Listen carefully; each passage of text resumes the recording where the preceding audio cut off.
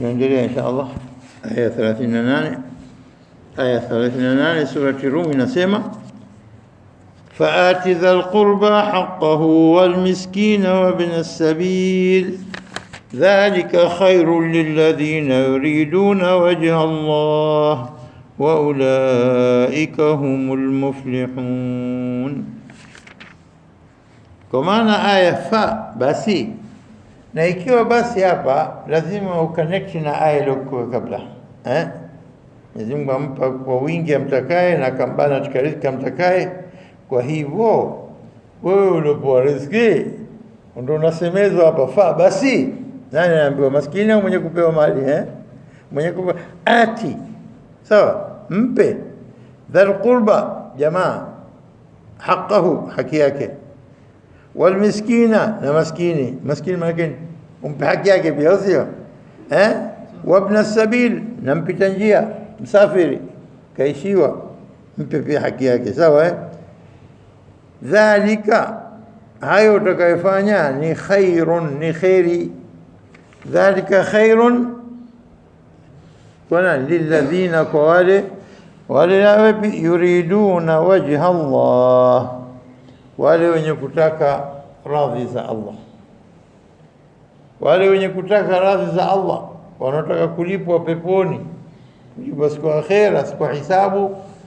Yuriduna dhalika lilladhina yuriduna wajha Allah, na hao basi anasema wa ulaika, na hao hum, ni wao, humul muflihun, wao ndio wenye kufanikiwa. Almuflihun, wenye kufanikiwa, wenye kuvuna mema. Asli ya neno muflihun wal falah. Alfalah ni nani? Ni mkulima anaelima kwa kutegemea kuvuna.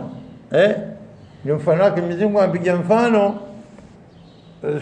alfalah, mkulima anajitahidi katika nini? Katika ardhi yake kwa kila step ya kulima. Halafu kisha anapumzika, anangoja wakati ukifika apate natija tabu yake, jasho lake, avune, au sivyo? Kadhalika amali zako ndo unalima hapa duniani, ikisha baadaye unangojea mazao yake mbele ya Mwenyezi Mungu, haki yake. Kwa hivyo akasema al-muflih ni yule ambaye alifanikiwa katika kufanya kazi kubwa duniani kwa kutegemea malipo yake mbele ya Mwenyezi Mungu Subhanahu wa Ta'ala. Kwa hivyo ndio kaja qad aflaha, amefuzu, amefanikiwa. Halani qad aflaha almu'minun alladhina hum walladhina hum, wale ambao wanaamini, sawa, wale waliofanikiwa na kushinda, wale ambao walifanya kadha wa kadha wa kadha, kama ilivyokuja katika sura al-Mu'minun.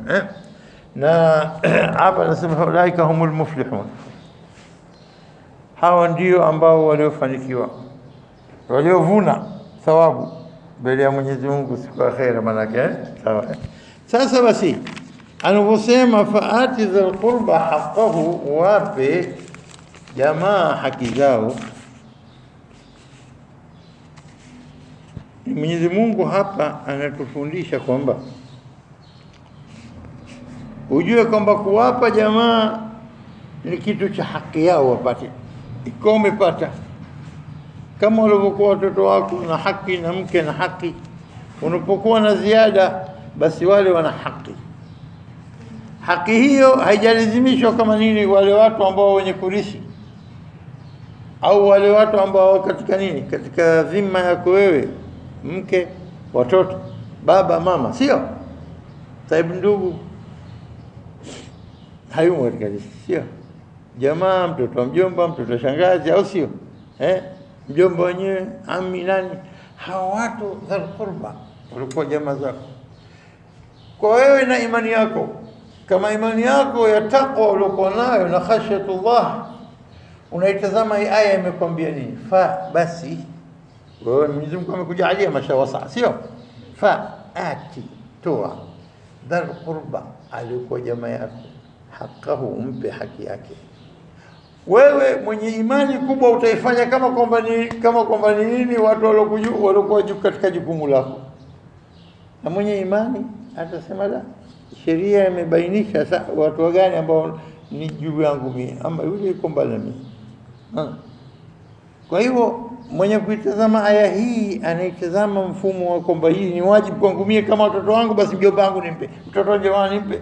Huyu anaitazama aya hii kama yule aliyosema kule, wa fi amwalihim haqqun ma'lum lisaili wal mahrum. Haki maalum 2.5%, au sio? 2.5 katika 100 kwa hii lazima nitoe katika mali yangu, na milioni moja lazima nitoe laki 25,000, sio 25,000, au sio? Katika kwa hivyo lazima nitoe.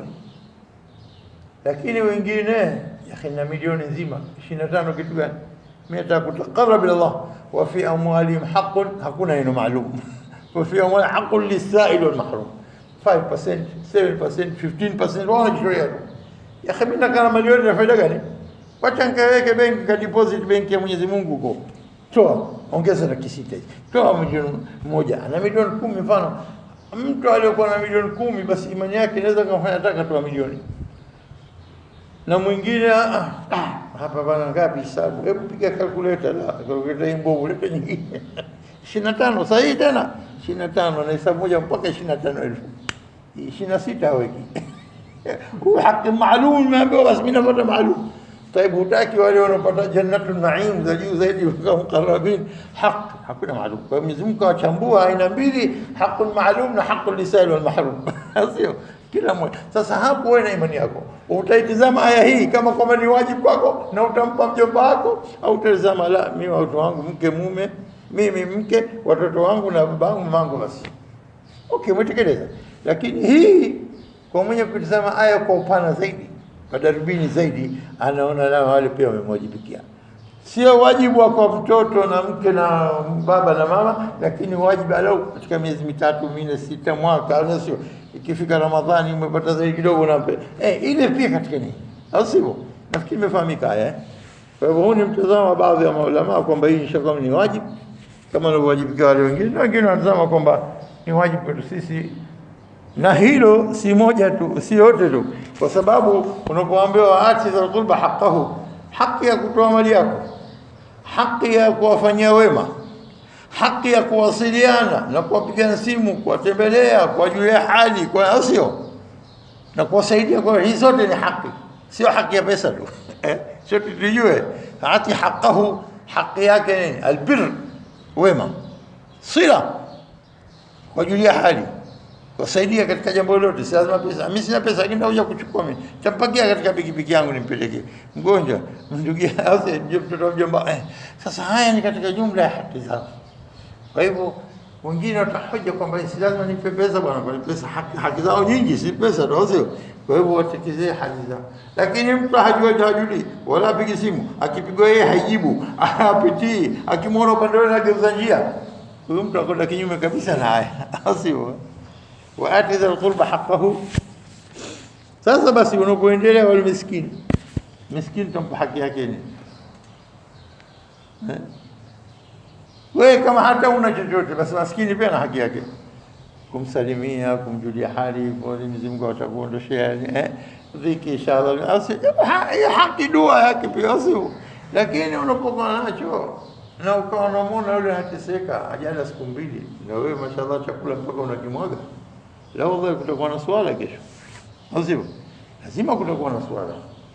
Kwa hivyo miskini ana haki yake, dhal qurba ana haki yao, ibn as-sabil, mpita njia kaishiwa na pesa zake, kaharibikiwa, kaibiwa njiani, na anakuambia bwana mimi nimefika kaza, halafu kisha anakuambia wallahi utakwenda kukopa, lakini utampa huyo haki yake kubwa zaidi, kwa sababu yeye mara katika umri anakuja mtu kama yule. Sasa wewe ukitoka mfano Omani, ukitoka Imarati, unakwenda zako wapi? Unaweza kwa hija, unaweza kwa umra, unapita njiani, ukishaanza kukamata njia za Riyadh kule, unafika petrol station, unasimama, anakujia mtu na Mercedes mpya kabisa. Bwana nimeharibikiwa, sina pesa, pesa zangu mimi sijui nimezipoteza wapi, nimezikapi kipochi changu, naomba petroli leo tufikishe hapo nyumbani, petroli ya Riyadh 50 au utampa umri. Shetani anakujia kwa bwana mirogi hiyo bwana, wao kazi yao tuka hapa, akiona mtu kaja na gari yake nzuri kidogo, hata kumkama ukiondoka hata mkamata mwingine hata telefoni, ndio njia za kupata pesa. Shetani anakupangia uzuri maneno. Malaika akikushukia na kwamba sikiliza, Ikawa Mtume sasa mkaja mtu akampa, akaambia ya Rasulullah, na mali chungu zima, akaambia hata akiwa kapanda farasi bora kuliko farasi yote, madhal nampa kwa sababu kaniambia nipi. Kama hikma hiyo, nimempa kwa sababu ameniomba. Kwa hivyo kuomba kuna haki yake ya kutoa. Nifahamika jamani? Kwa hivyo wewe na imani yako. Wewe na imani yako. Naam. Kama sasa hivi mteja iwaje na huyo mteja